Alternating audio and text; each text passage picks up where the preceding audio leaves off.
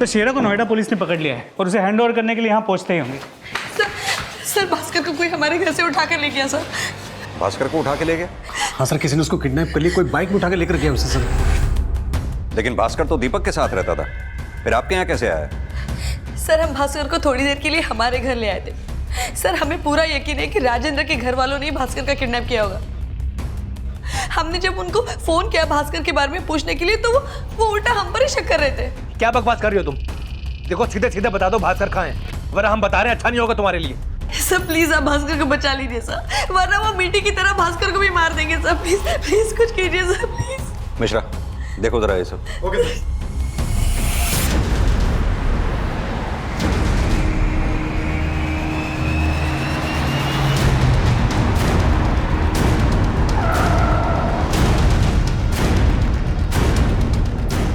शेरा को जानते हो? शेरा? हाँ शेरा, तुम्हारी लगातार फोन पे शेरा से बात हो रही थी। अब तुम खुद बताओगे या हम अपने तरीके से उगलवाएं?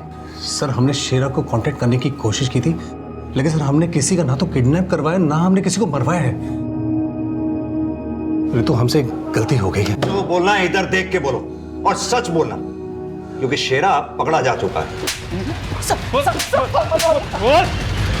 बोल कौन कौन था तेरे साथ? साहब हमने कुछ नहीं किया साहब, हमारा यकीन करो साहब। सर शेरा ने हमारे कहने पे कुछ नहीं किया है, अगर किसी और के कहने पे कुछ किया हो तो हमें नहीं पता है। शेरा से क्या कहा था ये बोलो। सर हमने शेरा को राजेंद्र और उसकी माँ को जान से मारने की सुपारी देने की कोशिश की थी, लेकिन सर उसने मना कर दिया था। आपने गलत आदमी से कांटेक्ट कर लिया साहब, जाओ जाकर किसी सुपारी किलर को ढूंढो।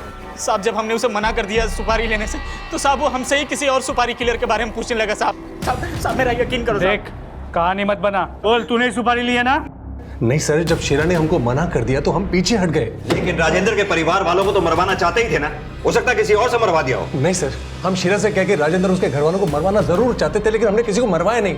और सर हमें आज भी यकीन है कि हमारी मिट्टी को राजेंद्र उसके घर वालों ने किडनैप करके मरवाया था, और अब ये भास्कर को किडनैप करके हम दोनों को फंसाने की कोशिश कर रहे हैं सर।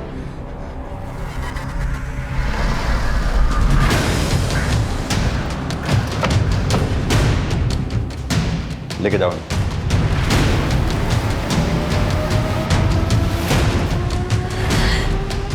हमें इंस्पेक्टर साहब से मिलना है, आप बुलाइए उन्हें। इंस्पेक्टर साहब अभी बिजी हैं। अरे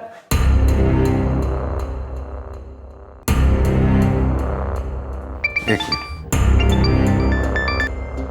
हाँ मिश्रा बोलो। सर भास्कर को विक्रम और रितु के घर के बाहर से किडनैप होते हुए कुछ लोगों ने देखा था, और ये किडनैपिंग उस दुकान के सीसीटीवी में कैप्चर हुई जिसमें मीठी की किडनैपिंग कैप्चर हुई थी। पता चला वो बाइकर कौन था?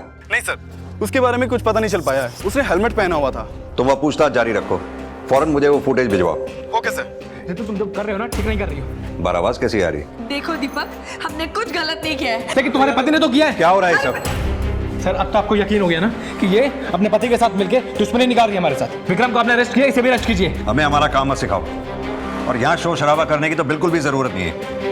लेकिन सर भास्कर, हम ढूंढ रहे हैं उसे, जैसे ही कुछ पता चलेगा आप लोगों को इन्फॉर्म कर देंगे। आप लोग अभी जा सकते हैं यहाँ से।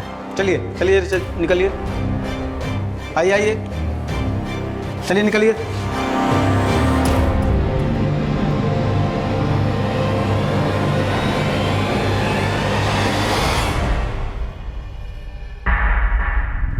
शर्मा क्या लगता है ये भास्कर को किडनैप करने वाला वही होगा जिसने मीठी को किडनैप किया था? सब पॉसिबल तो है, लेकिन मीठी के किडनैपर का कोई लीड नहीं मिला था, और हो सकता है कि ये बाइक भी चोरी की हो। सर ये बाइकर भी हनुमान नगर की तरफ गया था, लेकिन ये भास्कर को कहाँ लेके गया इसको कोई क्लू नहीं मिला है।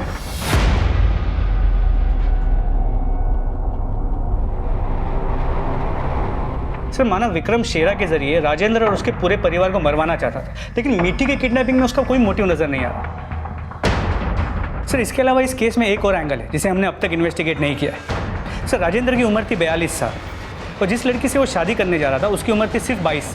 लेकिन उन दोनों की तो अरेंज मैरिज होने वाली थी ना? जी सर, लेकिन सर ये भी तो हो सकता है कि राजेंद्र जिस लड़की से शादी कर रहा था गरिमा, वो इस शादी से खुशी ना हो। ठीक है, इस गरिमा और इसके परिवार वालों से भी बातचीत करो। वैसे गरिमा हमें पसंद है, पर आप बुरा ना माने तो हम एक बात पूछें। इसमें बुरा मानने वाली क्या बात है? अब पूछे जो पूछना है। हमने सुना है कि इसकी पहली सगाई के दिन होने वाला दूल्हा और उसके परिवार के लोग मर गए थे, क्या ये सच है? जी हाँ, सच है। मर्डर हुआ ना उनका? खैर ये सब बातों से हमें क्या लेना देना, लेकिन एक बात हम आपको साफ साफ बता देना चाहते हैं। हमारी मांग 10 लाख कैश, 5 तोला सोना और 7 सामान जो भी आप दे दें।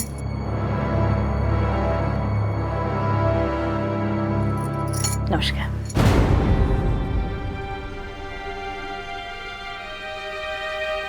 पापा, आप इन्हें मना कर दीजिए, और वैसे भी अब हमें शादी नहीं करनी।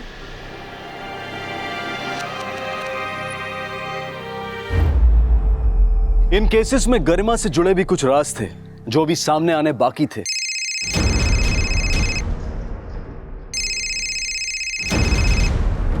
लेकिन भास्कर की किडनैपिंग का राज क्या था? विक्रम और शेरा अपने बयान पर कायम थे कि उनका किसी मर्डर और किसी किडनैपिंग में कोई हाथ नहीं था, और भास्कर की किडनैपिंग करने वाले की लीड तलाश रही पुलिस को मिठी के केस की तरह कोई सफलता हाथ नहीं लग पाई थी। और यह भी सामने आ गया था कि भास्कर को जिस बाइक पर किडनैप किया गया था वो बाइक भी चोरी की थी। इन केसेस में राजेंद्र की बहन निशा की एक्टिविटीज भी सस्पिशियस नजर आ रही थी। लेकिन जब राजेंद्र के कॉल रिकॉर्ड स्टडी किए गए तो शक की सुई राजेंद्र के भाई दीपक पर भी आई। सर, राजेंद्र के बिजनेस का बैकग्राउंड चेक किया तो पता चला इस बिजनेस में आधा शेयर राजेंद्र का है और आधा शेयर दीपक का। इसमें निशा का कोई हिस्सा नहीं है। इससे तो निशा का मोटिव और भी स्ट्रांग हो जाता है। जी सर, राजेंद्र की कंपनी के मैनेजर से बात की तो पता चला पिछले 6 महीने में ये कंपनी घाटे में चल रही है, और इस बात को लेकर 1.5 महीने पहले राजेंद्र और दीपक के बीच अनबन भी हुई थी। मैनेजर कौन? संजय श्रीवास्तव। हाँ तो संजय जी, कितने टाइम से काम कर रहे हैं आप राजेंद्र और दीपक की कंपनी में? सर करीब 6 साल से। एक्चुअली हम और दीपक शुरू से साथ में पढ़ते थे, और दीपक ने ही हमें इस जॉब में लगवाया था। दीपक आर्मी में और आप उसकी कंपनी में मैनेजर? जी सर, दीपक शुरू से ही आर्मी ज्वाइन करना चाहता था, लेकिन उसकी मम्मी इस बात के खिलाफ थी। माँ प्लीज आप मान जाइए ना, हमने आपसे कितनी बार कहा है कि बिजनेस में हमारा मन नहीं लगता है। और दीपक, हम भी तुम्हें कह चुके हैं कि हम तुम्हें आर्मी में नहीं भेजना चाहते हैं। अगर तुम चले जाओगे तो ये जो तुम्हारे पापा का इतना बड़ा बिजनेस है वो राजेंद्र अकेले कैसे संभालेगा बेटा? माँ हम सब संभाल लेंगे। अरे दीपक अगर आर्मी में जाना चाहता है तो उसे जाने दो। आपको तो गर्व होना चाहिए कि आपका एक बेटा देश के लिए कुछ करना चाहता है। दीपक को आर्मी ज्वाइन करने के लिए राजेंद्र भैया ने सपोर्ट किया, लेकिन जब उसे पता चला कि कंपनी घाटे में जा रही है और भैया उसे अकेले संभाल नहीं पा रहे, तो अचानक से 1.5 महीना पहले दीपक असम से मेरठ आ गया। तभी उन दोनों में अनबन हुई। कैसी अनबन? सर वो दीपक आर्मी छोड़ के वापस बिजनेस में आना चाहता था। तू आज कायरों जैसी बात क्यों कर रहा है दीपक? देश सेवा से पीछे हटना सबसे बड़ा पाप है। अरे बिजनेस में घाटे की भरपाई तो हम चुटकियों में कर लेंगे। आर्मी छोड़ने का ख्याल निकाल दो अपने दिल से। दीपक के आर्मी में होने के बावजूद कंपनी का नफा और नुकसान दोनों भाइयों में शेयर होता था? जी सर। ठीक है, आप जा सकते हैं। Thank you sir. सो हो सकता है कि दीपक को ऐसे लगा हो कि आर्मी में जॉब करते करते घर का बिजनेस हाथ से ना चला जाए, इसलिए वो आर्मी छोड़ के बिजनेस में वापस आ रहा था। शर्मा, ऐसा भी तो हो सकता है कि राजेंद्र ही ना चाहता हो कि दीपक वापस बिजनेस में आए, इसलिए राजेंद्र बिजनेस में घाटा दिखा रहा हो। हेलो। हाँ, सब इंस्पेक्टर आनंद शर्मा बोल रहा हूँ। आप लोग अभी थाने आ जाइए, सर को आपसे बात करनी है। भास्कर मिल गया क्या? अभी तक तो कुछ नहीं, लेकिन आप लोग यहाँ आ जाइए। भास्कर का कुछ पता चला? पता नहीं, थाने बुलाया। निशा आ गई क्या? नहीं, बस वो आने वाली होगी।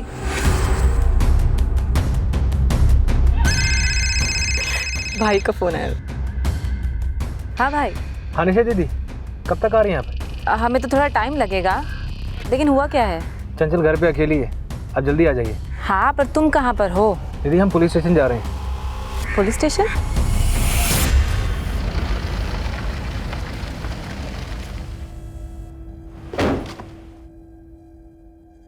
सर हम आर्मी इसलिए छोड़ना चाहते थे क्योंकि हमारे भाई अकेले पड़ गए थे, इसलिए नहीं कि हमें इनसिक्योरिटी थी कि हमारे हाथ से बिजनेस चला जाएगा। लेकिन अब तो पूरा बिजनेस तुम्हारे हाथों में है। सर ये सब बोल के आप साबित क्या करना चाहते हैं? वही जो तुम समझ रहे हो। ये सारे मर्डर तुमने कब और कैसे प्लान किए? सर कुछ भी बोले जा रहे हैं आप। जिस दिन तुम्हारे भाई राजेंद्र के साथ ये हादसा हुआ उस दिन तुम लगातार अपने भाई राजेंद्र के टच में थे। 11 बार तुमने उन्हें कॉल की। क्या अपडेट लेना चाहते थे? तुम्हारा भाई राजेंद्र कब और कहाँ पहुंचा और किसे अपडेट दे रहे थे वो? जरूर तुम्हारे पास कोई दूसरा नंबर होगा जिससे तुम हमलावरों के टच में थे। सर हम आपके हाथ जोड़ते हैं, ऐसे घिनौने आरोप हम पर मत लगाइए। निशा ने भी आरोप लगाया था कि उसके ऊपर जानलेवा हमला किया गया था। निशा भी बच गई और भास्कर भी, लेकिन अब भास्कर किडनैप हो चुका है। क्या किया उसके साथ तुमने? सर हमने किसी के साथ कुछ भी नहीं किया है। अगर हमें बिजनेस का लालच होता तो हम आर्मी का भी ज्वाइन ही नहीं करते। अगर एक भी सबूत हमें तुम्हारे खिलाफ मिल गया तो ना तुम्हारी ये हैसियत रहेगी ना ये पोस्ट।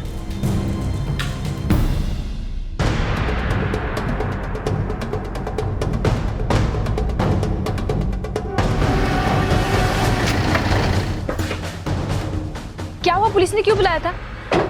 कुछ बताया भास्कर के बारे में?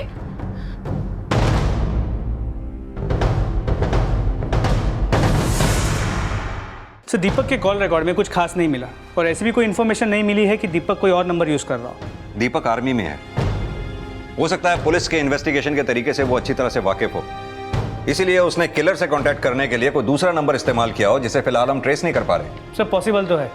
सर इसके अलावा दीपक की बहन निशा के बारे में एक बात पता चली है, वो लगातार एक लड़के से चुपचाप मिल रही है। कौन लड़का है वो? सर लड़के का नाम अल्ताफ है। लगता है निशा और अल्ताफ के बीच में अफेयर चल रहा है। लेकिन निशा ने तो बोला था कि उसका कोई अफेयर ही नहीं है। लवर सर, उस ऋतु का दिमाग खराब हो गया है। लेकिन निशा के कॉल रिकॉर्ड से कोई लीड नहीं मिला। सर कहीं ऐसा तो नहीं कि निशा कोई और नंबर यूज कर रही हो? उस दिन ऋतु ने बोला था जिस दिन राजेंद्र पे हमला हुआ उसने किसी को खिड़की से कूदकर बाहर भागते हुए देखा था। क्या वो अल्ताफ होगा? सर अगर वो अल्ताफ होता तो खिड़की से कूद के भागता क्यों? अगर निशा अल्ताफ को छुपाना ही चाहती थी तो घर के अंदर भी छुपा सकती थी। लेकिन मर्डर तो निशा के हस्बैंड शैलेश का भी हुआ है। अगर अल्ताफ और निशा का अफेयर है तो इस एंगल को भी हमें इन्वेस्टिगेट करना चाहिए। निशा के दूसरे नंबर का पता करो और इस अल्ताफ की भी कुंडली निकालो। जी सर। दीपक जी पुलिस जो सोचती है उन्हें सोचने दीजिए। आपने कुछ किया थोड़ी है, प्लीज आप स्ट्रेस मत लीजिए। हाँ भाई, चंचल ठीक कह रही है। अरे पुलिस का तो काम ही होता है शक करना। निशा, हमें अपनी परवाह नहीं है, हमें भास्कर की चिंता हो रही है। पता नहीं वो किस हाल में होगा। भाई हमें तो शक हो रहा है ये ऋतु ने ही भास्कर को कहीं छिपा के रखा है। और भास्कर को अगर मार दिया गया हो तो? सब माँ की गलती है। हमने कहा था कि पुलिस कमेटी के बारे में सब सच बता दो, लेकिन नहीं, माँ ने अपनी चलाई हो। लेकिन दीपक जी, हमें ना एक बात अभी तक समझ में नहीं आ रही कि मीठी को भास्कर ही लेकर आया था या कोई और उसे वहां रख के गया था। लेकिन भैया तो बता रहे थे कि भास्कर लेकर आया मीठी को। पता नहीं भास्कर इसे कब उठा लाया, इसकी सांस भी नहीं चल रही है। हाँ, हमें भी ऐसा लगा था, लेकिन वो उसे वहां कैसे लेकर आया, कब लेकर आया, भास्कर ने अभी तक कुछ नहीं बताया। भास्कर कहाँ था और उसके साथ क्या हुआ था, यह अब भी एक रहस्य बना हुआ था। क्या भास्कर की किडनैपिंग सिर्फ इसलिए हुई थी क्योंकि वो जानता था कि 1 महीने पहले मिठी को किसने मारा था? यह सवाल अब भी पुलिस के सामने नहीं आ पाया था। फिलहाल पुलिस इन केसेस में गरिमा की भूमिका को समझने के लिए राजेंद्र के घर वालों से पूछताछ कर रही थी। आपने बताया कि गरिमा और राजेंद्र की शादी उन दोनों की मर्जी से हो रही थी। क्या ये बात वाकई में सच है? मेरा मतलब, आप लोगों को कभी गरिमा पे शक नहीं हुआ? हो सकता है वो इस शादी से नाखुश हो। नहीं सर, हमें ऐसा कभी लगा नहीं। लेकिन सर हमें हमेशा शक रहता था। आप ही बताइए, एक 22 साल की लड़की एक 42 साल की राजेंद्र भैया से क्यों शादी कर रही थी? पर सर कुछ रोज पहले हमें चंचल ने कुछ बात बताई थी। क्या बताया था? सर जिस दिन राजेंद्र भैया और गरिमा की एंगेजमेंट थी उस दिन गरिमा को लगातार कुछ कॉल्स आ रहे थे। भाभी, आज तो आपका फ़ोन बहुत बज रहा है। वो क्या है ना, हमारी फ्रेंड कॉल कर रही है, शायद से वहाँ नहीं पा रही होगी ना। अब 2 मिनट। हाँ हाँ। और हाँ सर, उस दिन राजेंद्र भैया और माँ जी का फ़ोन नहीं लग रहा था, तो भी गरिमा किसी से लगातार मैसेजेस पे बात कर रही थी।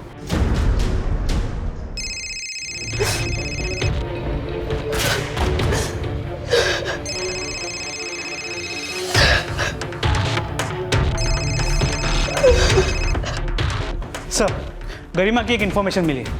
गरिमा के पेरेंट्स उसकी शादी कहीं और करा रहे हैं। एक फैमिली उसे देखने भी आई थी। राजेंद्र को मरे अभी 1 हफ्ता भी नहीं हुआ और गरिमा के परिवार वाले उसकी दोबारा शादी कराने की सोच रहे हैं। ये गरिमा और उसके परिवार वालों के कॉल रिकॉर्ड्स निकलवाओ। गरिमा को भी थाने बुलाओ। सर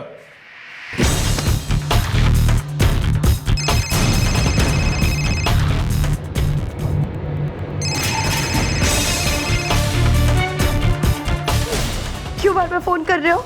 गरिमा जी, सब इंस्पेक्टर आनंद शर्मा बोल रहा हूँ। इंस्पेक्टर जी, हमें आपसे राजेंद्र और उनके परिवार के मर्डर के बारे में बात करनी है। आप दोराला पुलिस थाने आ सकती हैं? Police station? सर वो एक्चुअली हमारी तबीयत बहुत ख़राब है। ठीक है, हम आपके घर आ जाते हैं, आप कहीं जाइएगा मत।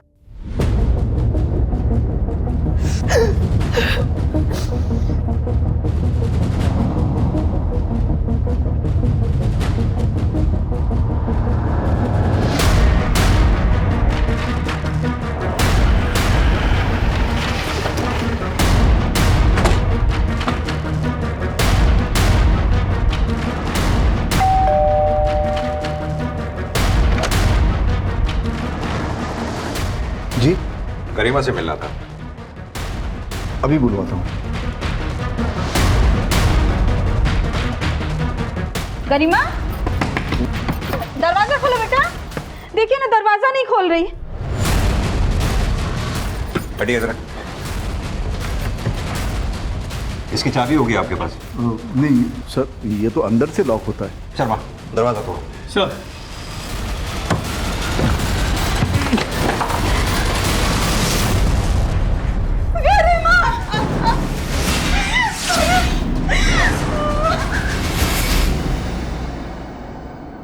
गरिमा इन केसेस में एक ऐसी सस्पेक्ट बनकर सामने आई थी जिसने पुलिस की पूछताछ से बचने के लिए आत्महत्या कर ली थी। पर आखिर ऐसा कौन सा राज था जिसे पुलिस के साथ साझा करने की बजाय उसने मौत को गले लगा लिया? राजेंद्र जी की मौत के बाद सब गरिमा को मनहूस समझने लगे थे, क्योंकि सगाई वाले दिन ही राजेंद्र जी की मौत। हम गरिमा की शादी इसलिए जल्द करा देना चाहते थे क्योंकि हमें लगता था अगर उसकी शादी नहीं कराई तो फिर उसकी शादी नहीं होगी। लेकिन हमें क्या पता था। लेकिन क्या? सर वो शादी नहीं करना चाहती थी।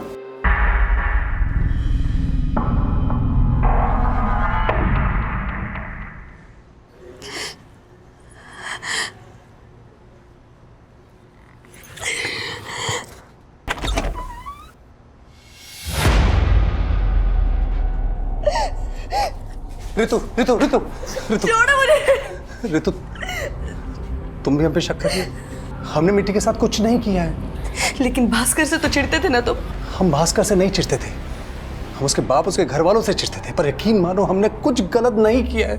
अगर ऐसा है तो पुलिस ने तुम्हें क्यों पकड़ा था? हाँ, हमें पुलिस ने पकड़ा था, लेकिन अगर हमने कुछ गलत किया होता तो पुलिस हमें छोड़ती क्यों? हमारा यकीन मानो, हमने भास्कर को किडनैप नहीं करवाया, हमारा कोई हाथ नहीं है। ऋतु, क्या गरिमा ने सुसाइड कर लिया? जी जी जी। क्या हुआ भाई? पुलिस गरिमा से पूछताछ करने के लिए गई थी। हाँ, तो उनको पता चला गरिमा ने सुसाइड कर लिया। देखा भाई, हमने कहा था ना कि राजेंद्र भैया के मर्डर में इस गरिमा का कुछ लेना देना है। जब तक पुलिस उसे पकड़ के लेके जाती, उससे पहले उसने सुसाइड कर ली। पर गरिमा अगर इन सब में इन्वॉल्व थी तो अब भास्कर के बारे में कैसे पता चलेगा? गरिमा तो मर गई। चिंता मत कर भाई, पुलिस सब पता लगा लेगी। पुलिस को तब पता चलेगा ना जब तुम लोग सच बताओगे। तो फिर यहाँ पर आ गई तमाशा करने के लिए? चल निकल यहाँ से, चल। हमको सब पता चल गया, हमारी मीठी को तुम लोगों ने ही मारा है।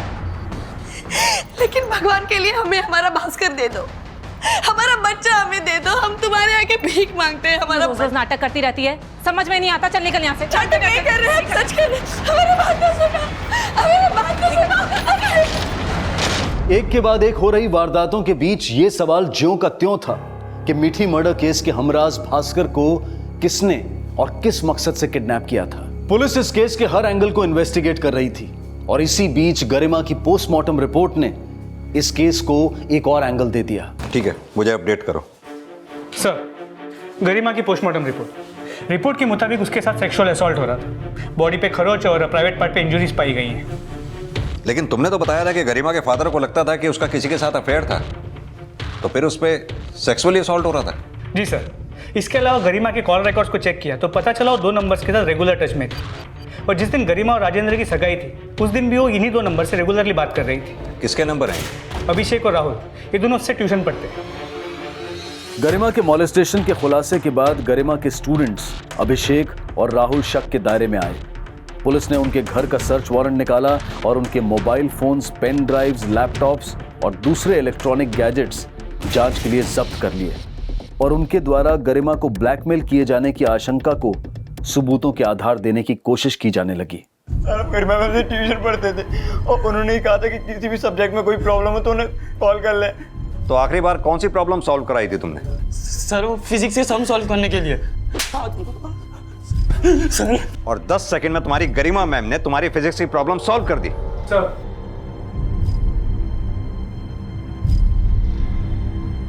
तुम्हारा सारा कच्चा चिट्टा खुल गया। तुम्हारे लैपटॉप की मेमोरी को रिट्रीव करके हमने सब पता लगा लिया कि तुमने क्या क्या किया था गरिमा के साथ। अब बोलो क्या किया था तुमने? बोलो। सर हम मानते हैं कि हमने गरिमा मैम को ब्लैकमेल किया है। और क्या क्या किया था ये बताओ, बोलो। सर गरिमा मैम बहुत सिंपल थी लेकिन हमें बहुत अट्रैक्टिव लगती थी, इसलिए एक दिन जब वो हमें ट्यूशन पढ़ाने घर पर आई तब मेरे पेरेंट्स घर पर नहीं थे। वो क्या है ना, आज मम्मी घर पे नहीं है ना, तो हमने सोचा आपके लिए चाय बना ले। कभी कभी पढ़ाई में भी इतना मन लगा लिया करो। चलो रखो चाय। पहले चाय पी लो फिर शुरू करते पढ़ाई। हाँ ठीक है, चाय रखो और अभी नोटबुक्स निकालो। चलो। नहीं मैम, पहले चाय पी लीजिए। Sorry ma'am. ठीक है, हम मम्मी का ड्रेस ला के देते, आप हमारे बाथरूम में चेंज कर लीजिए मैम। तुम लोग भी ना। आइए।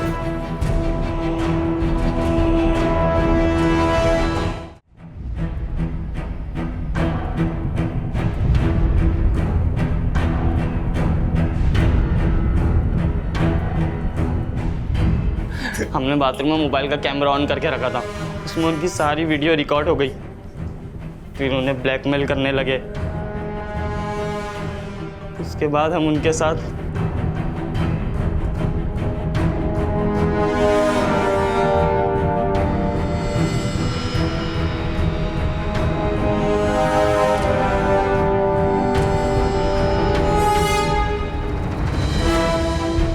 फिर हमें पता चला उनकी सगाई हो रही थी। कांग्रेट्स मैम, सुना आपकी सगाई होने वाली है। देखो सगाई वगाई कर लो लेकिन हमारी सुहाग रात बंद नहीं होनी चाहिए। वो क्या है ना, सुहाग रात बंद हो गई तो हम आपके होने वाले पति को सब बता देंगे। तो राजेंद्र और उसके घर वालों को तुम लोगों ने इसलिए मार दिया क्योंकि गरिमा ने तुम्हारे पास आने से मना कर दिया था? नहीं सर, राजेंद्र के मर्डर से हमारा कोई लेना देना नहीं है। राहुल और अभिषेक अपने बयान पर कायम रहे और उनके खिलाफ राजेंद्र के परिवार से जुड़े किसी भी केस में कोई क्लू नहीं मिला, लेकिन वो गरिमा के दोषी थे और गरिमा के साथ जो हुआ उसका अंदाजा उसके पेरेंट्स को भी नहीं था। सब मेरी गलती है। मेरी बेटी नरक में जी रही थी और मैं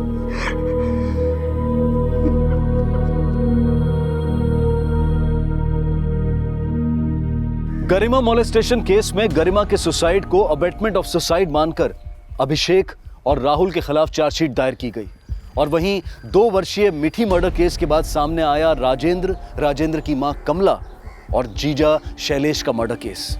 और भास्कर किडनैपिंग केस में अब राजेंद्र की बहन निशा और उसके प्रेमी अल्ताफ को सस्पेक्ट मानकर उन पर कड़ी नजर रखी जा रही थी। सर, अल्ताफ के कॉल रिकॉर्ड्स, इससे ये पता चला कि निशा के पास एक और नंबर है जिससे वो अल्ताफ से रेगुलरली बात किया करती थी।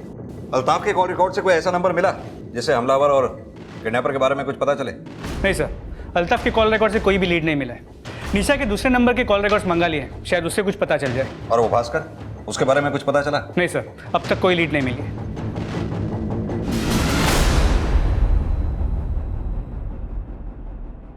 हमें माफ कर दीजिएगा भैया, हमसे बहुत बड़ी भूल हो गई है। हमें भास्कर को रितु के साथ नहीं भेजना चाहिए था। जो गलती हमने की है उसकी सजा भी हमें मिलनी चाहिए। बचपन में हमारी गलती पे जब माँ हमें मारती थी तो आप आके बचा लेते थे, लेकिन आज हमने ऐसी भूल की है ना भैया कि हमें कोई नहीं रोक पाएगा। दीपक जी, ये क्या कर रहे हैं? कोई नहीं, पागल हो गया क्या? हमसे बहुत बड़ी गलती हो गई। हमें नहीं भेजना चाहिए था ना भास्कर को। हमने भास्कर को नहीं भेजना चाहिए था। नहीं दीपक जी, आप अपने आप को सजा मत दीजिए, भरोसा रखिए।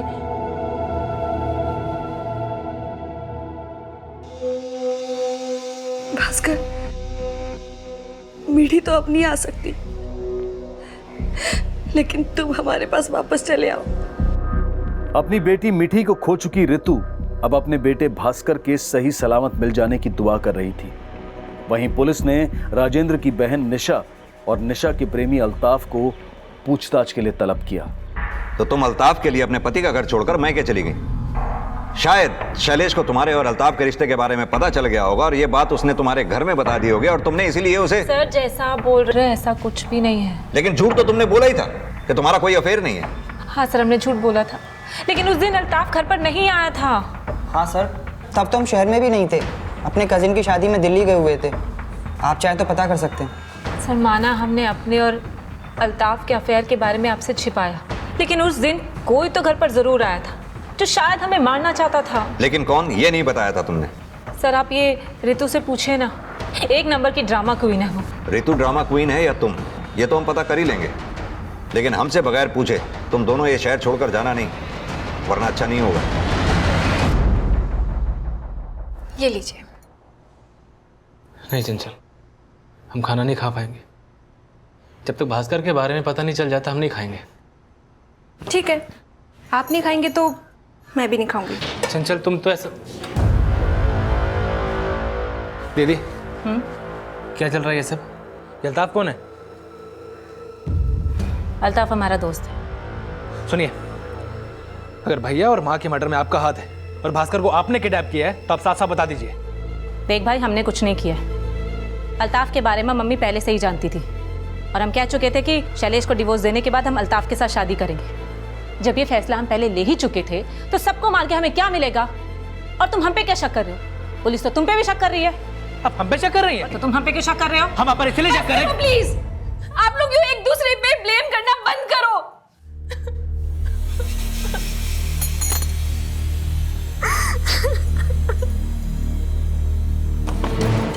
सर, निशा के दूसरे नंबर के कॉल रिकॉर्ड्स, इसमें भी कुछ सस्पिशियस नहीं मिला और ना ही दीपक की एक्टिविटीज में। दीपक की बीवी चंचल के कॉल रिकॉर्ड्स में भी कुछ खास नहीं मिला। ये दीपक के बारे में आसाम में अच्छी तरह से पता करो। मुझे लगता है इस केस से कोई फैमिली एंगल जुड़ा है। राजेंद्र के बिजनेस से जुड़े लोगों से भी पता करो, शायद कोई लीड मिले। लगता है इस दीपक की बीवी चंचल से भी मिलना ही पड़ेगा। पुलिस आसाम से लेकर गाजियाबाद और मेरठ तक हर जगह इन केसेस के सुराग ढूंढ रही थी। पुलिस इन्फॉर्मर्स हर जगह एक्टिव थे, लेकिन फिलहाल कोई लीड नहीं मिल पा रही थी। लेकिन अब कुछ ऐसा हुआ जिसमें फिर से राजेंद्र का भाई दीपक सस्पेक्ट बनने वाला था।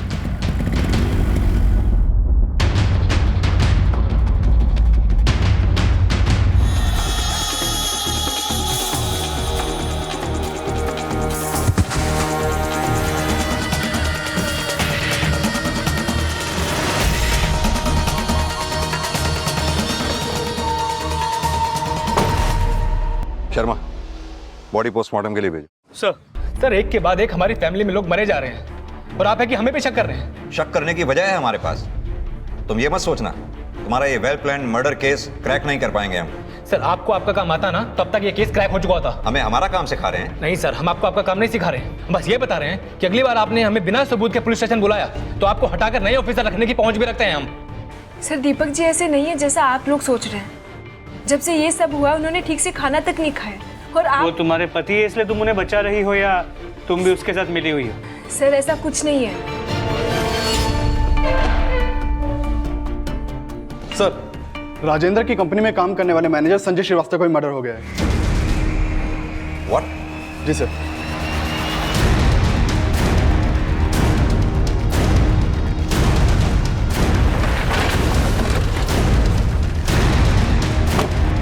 आइए सर, आइए सर, हमने आपको फोन किया था। आइए।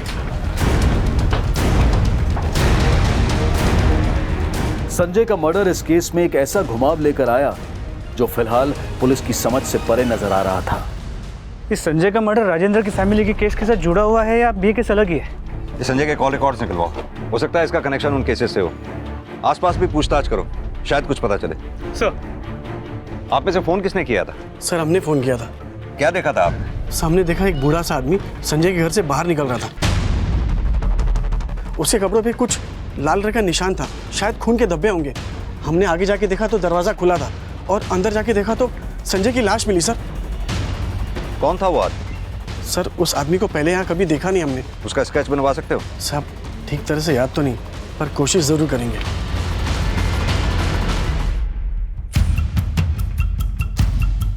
पुलिस अब इस बुजुर्ग आदमी की पहचान पता करने में जुट गई और जल्द ही पुलिस को उसका पता चल गया और उसका बयान इस केस में फिर से 360 डिग्री का घुमाव लेकर आने वाला था। हम किसी संजय को नहीं जानते, फिर भला हम उसका कत्ल कैसे कर सकते हैं साहब? अगर मर्डर नहीं किया तो संजय के घर क्यों गए? हम नहीं कहते, हम वहाँ नहीं कहते साहब। देखो, तुम उसके घर गए थे, तुम्हें वहां से निकलते हुए देखा गया है। संजय के घर के बाहर की सीसीटीवी कैमरा में तुम्हारा आना जाना रिकॉर्ड हुआ है। अब खुद सच बोलोगे या हम उगलवाएं?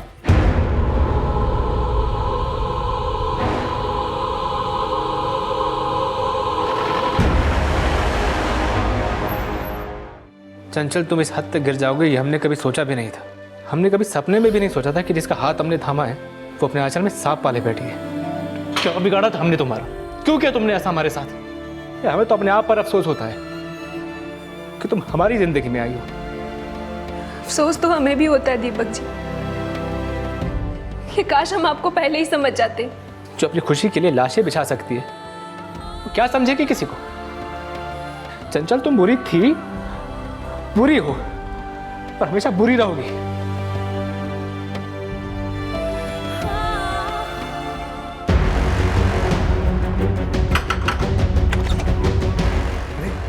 प्रणाम। प्रणाम। आइए अंकल, बैठिए, पानी लेके आता हूँ। संजय को मारा क्यों? नफरत करते थे हम दीपक के परिवार वालों से। हमारे शराबी बाप ने दीपक जी की माँ से कर्ज लिया और कर्ज के सारे पैसे उन्होंने शराब में उड़ा दिए। कर्ज नहीं लौटा पाए तो दीपक जी की माँ ने हमारा हाथ दीपक जी के लिए मांग लिया। तुम संजय को पहले से जानती थी? नहीं, संजय का घर पर आना जाना था। दीपक जी यहाँ रहते नहीं थे तो उनके एब्सेंस में हम दोनों करीब आ गए। लेकिन एक दिन माँ जी को हमारे बारे में पता चल गया। एक बात बोलें आपको? हाँ बोलो। आपके जो बाल है ना, ये हमको बहुत अच्छा लगता है। अच्छा, पहले तो कभी नोटिस नहीं किया? करते थे पर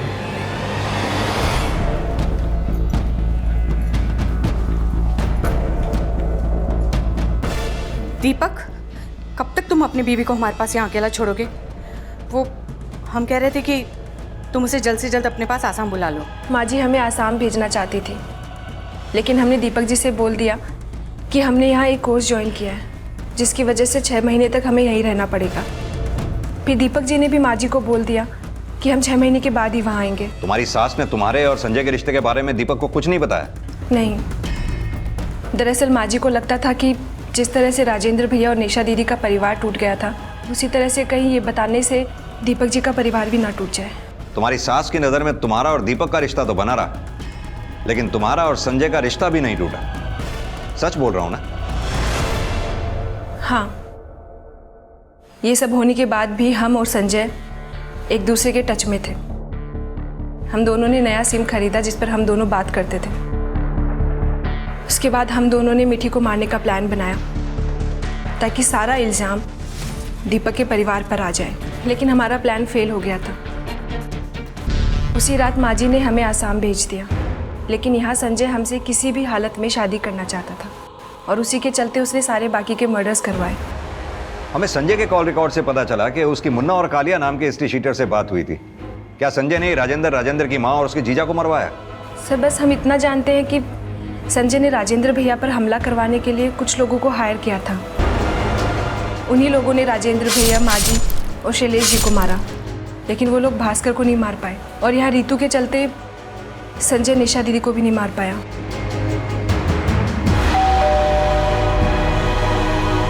राजेंद्र! पहली बार तो निशा की हत्या में संजय कामयाब नहीं हो पाया, लेकिन इस बार निशा की हत्या में संजय कामयाब हो गया, राइट?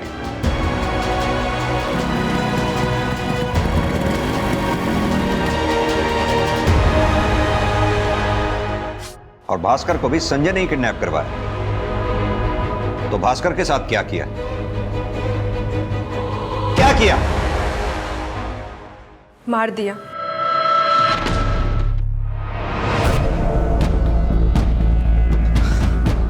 हाँ, इसका तो काम हो गया। अब अपने को मिलने से कोई नहीं रोक सकता। अगली बारी दीपक की है। संजय अब दीपक जी को मारना चाहता था, लेकिन हम बहुत डर गए थे। डर गए? हम दीपक जी से प्यार करने लगे थे और अब हम उन्हें खोना नहीं चाहते थे। पिछले 1 महीने से हम दीपक जी के साथ आसाम में रह रहे थे। इससे पहले इतना वक्त हमने कभी उनके साथ नहीं बिताया था। उनके साथ रहते हुए हमें एहसास हुआ कि वो बहुत अच्छे इंसान हैं और हमें अपने किए पे गिल्ट होने लगा। लेकिन अब हम दीपक जी को नहीं खोना चाहते थे, लेकिन हम संजय को कुछ भी बताने की हिम्मत नहीं जुटा पा रहे थे और वो सबको मारता गया। लेकिन सच में इस बार हम किसी भी हालत में दीपक जी को नहीं खोना चाहते थे, इसलिए हमने फैसला लिया और हम पापा के पास गए। उन्हें जाकर सब कुछ सच सच बता दिया। पापा हमारी खुशी के लिए संजय को मारने के लिए तैयार हो गए। हमसे बहुत बड़ी भूल हो गई साहब, अपनी ही बेटी का सौदा कर डाला। संजय को मार के हम इस भूल को सुधारना चाहते थे साहब, हम इस भूल को सुधारना चाहते थे। कितने स्वार्थी हो तुम बाप बेटी। अपने स्वार्थ और खुशी के लिए कितनी जानें ले ली तुमने। एक बेटे को अपने बाप से जुदा कर दिया, एक मां से उसकी बेटी छीन ली, पूरा का पूरा परिवार खत्म कर दिया, सिर्फ अपनी खुशी और स्वार्थ के लिए। लानत है तुम जैसे लोगों पर। चंचल के कन्फेशन के बाद पुलिस ने जल्द ही हमलावर कालिया और मुन्ना को भी पकड़ लिया।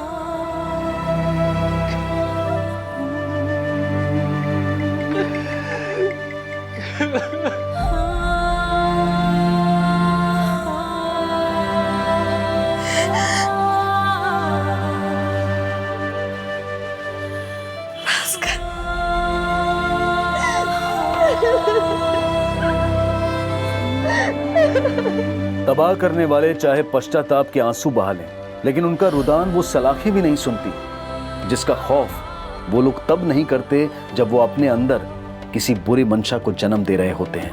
कहते हैं कि अपने अंदर की बुराई से लड़ने के लिए एक जीवन भी कम पड़ जाता है, लेकिन जो लोग बुराई के आगे घुटने टेक देते हैं वो कभी भी भलाई का दामन नहीं थाम सकते। हम सब अपनी सोच के गुलाम हैं, लेकिन हम किसी के बारे में बुरा ना सोचें ये भी हम पर ही निर्भर करता है। अब मैं अनूप सोनी आपसे विदा लेता हूं, फिर मुलाकात होगी अगले एपिसोड में एक और चौंका देने वाले केस के साथ। तब तक अपना और अपने परिवार का ख्याल रखें और देखते रहें क्राइम पेट्रोल डायल 100। सबक एक को, सीख हम सबको। जय हिंद।